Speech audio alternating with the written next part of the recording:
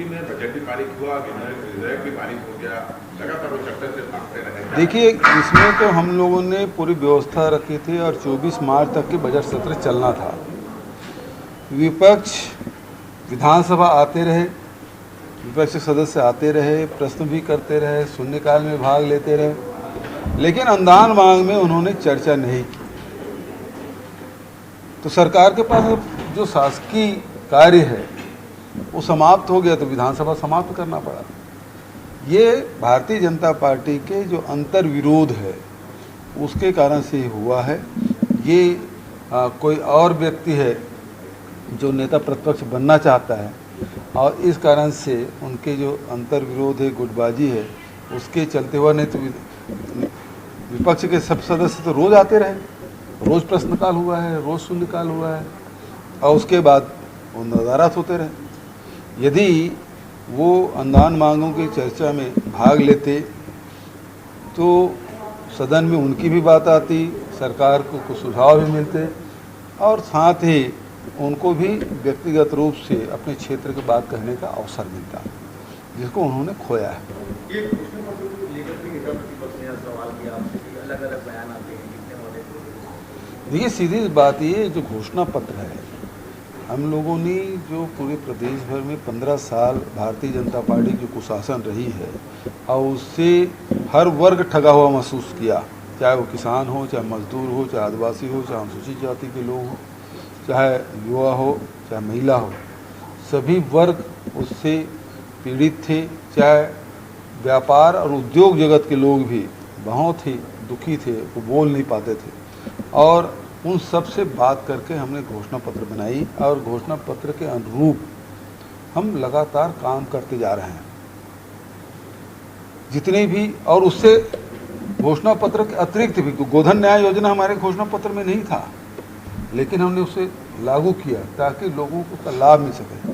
बहुत सारी चीज़ें हैं जो हम लोगों ने नहीं कहे थे, लेकिन प्रदेश के हित में जो है वो सारे फैसले लिए हैं और लगातार लेते जा रहे हैं।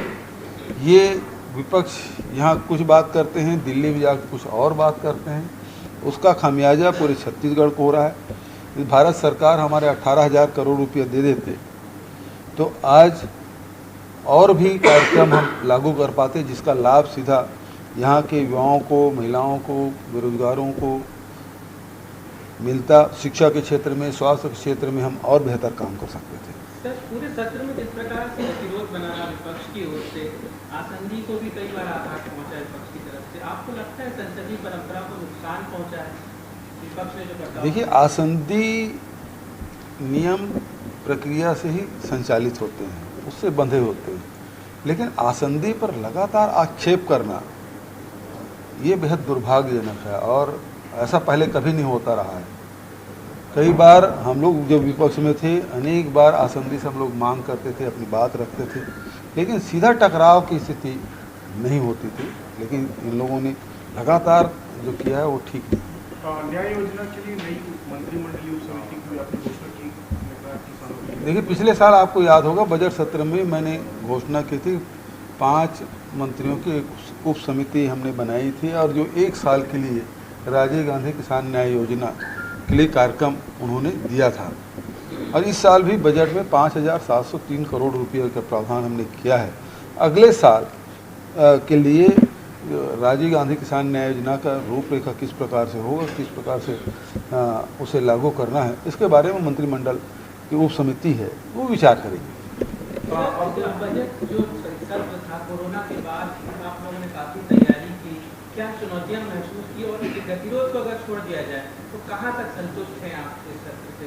देखिए, लोकतंत्र में तो विधानसभा में, लोकसभा में बहस होनी चाहिए, चर्चा होनी चाहिए और विभिन्न विभागों के मांगों पे चर्चा होनी चाहिए जो कि नहीं हुआ। बजट विधानसभा के प्रश्नकाल चले हैं, प्रश्नकाल में सवाल भी पूछे गए और हमारे ट्रेजरी बेंच की ओर से हमारे ट्रेजरी बेंच के सदस्यों ने बहुत अच्छे से जवाब भी दिए हैं और शून्यकाल भी उठा है, स्थगन भी आए हैं, उसके भी जवाब दिए गए हैं। तो हम जवाब देने में कहीं पीछे नहीं रहे हैं। भागे तो पलायन करके भागे तो विपक्ष भागा। मामले पर बठिना के मामले पे बीजेपी के विधायक सदन में क्या चीज़?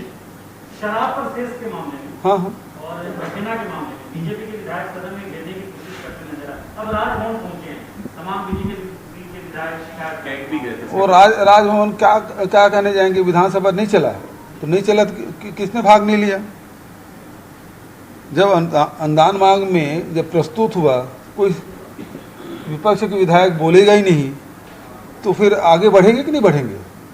तो किस बात की शिकायत करने गए हैं? ऊपर इंदेश्वरी फटकार मिली।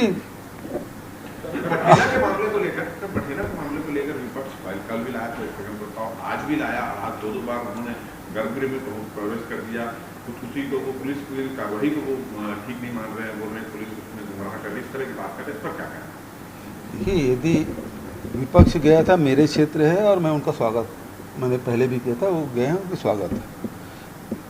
वो तथ्य दें, उनके पास यदि कोई तथ्य है, कोई एंगल है तो बता दें, पुलिस उस एंगल में भी जांच करेगी। क्योंकि घटना तो घटी है, लोमहर्षक घटना है, 5-5 लोगों की मौत हुई है, ऐसे हम सब दुखी हैं।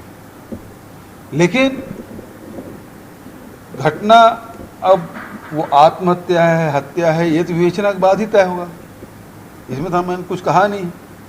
उसमें सुसाइड नोट मिला है, उसके सत्यता के बारे में उसकी जांच कर ली जाएगी। तो जांच करने तक आपको इंतजार करना पड़ेगा ना। राइटिंग एक्सपर्ट के पास भेजोगे तभी तो पता चलेगा। लेकिन क्या उस तथ्य को बिल्कुल दरकिनार करके चलेंगे आप?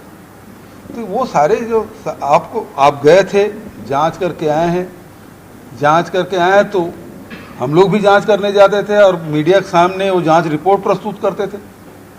विपक्ष ने किया क्या? आज आप लोग को रिपोर्ट सौंपा तो केवल वो राजनीति कर रहे हैं। हम लोग कितने घटनाओं में हम लोग गए थे।